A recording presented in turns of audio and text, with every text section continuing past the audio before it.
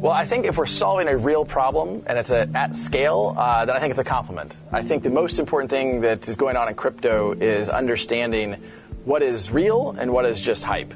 Some, I think, may look back on Bitcoin and find that it was the Napster of digital assets. What I mean by that is Napster was the first to digitize music and demonstrate, hey, if you digitize music, you can do a lot of cool things with that. But ultimately, they were circumventing trademark laws, they were circumventing royalty payments, and government stepped in, and Napster was not successful. But Spotify, iTunes, Pandora, they were very successful. I think what you'll find is that maybe the next generation of digital assets ends up solving some of the original problems that Bitcoin set out to solve.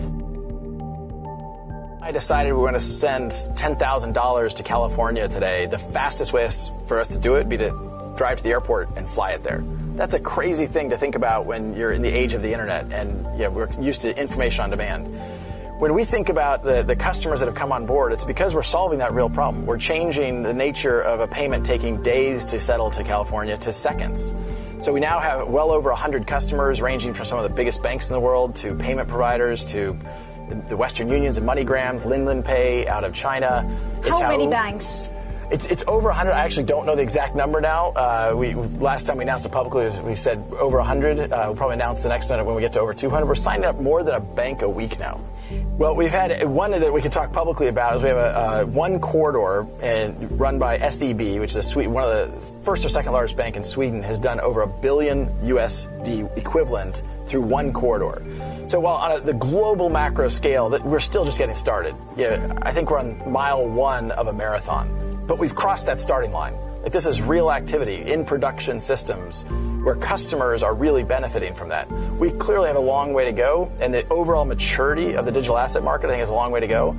But if we keep going back to let's focus on a real problem and solve a real problem for real customers, I'm really optimistic. So XRP actually was the best performing digital asset in 2017. It was up, I think, something like 25,000%.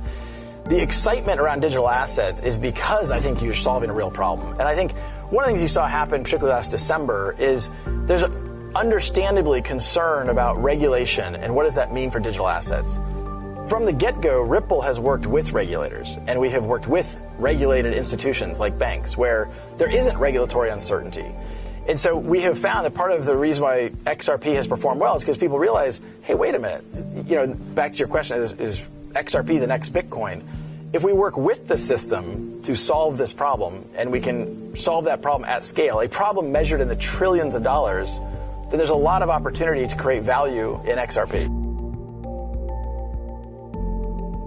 So look, it's a really important question. I think there's a lot of misinformation out there. I've kind of jokingly suggested that when people talk about regulatory uncertainty, it's often people because they don't like the regulation. They're not actually regulatory uncertainty.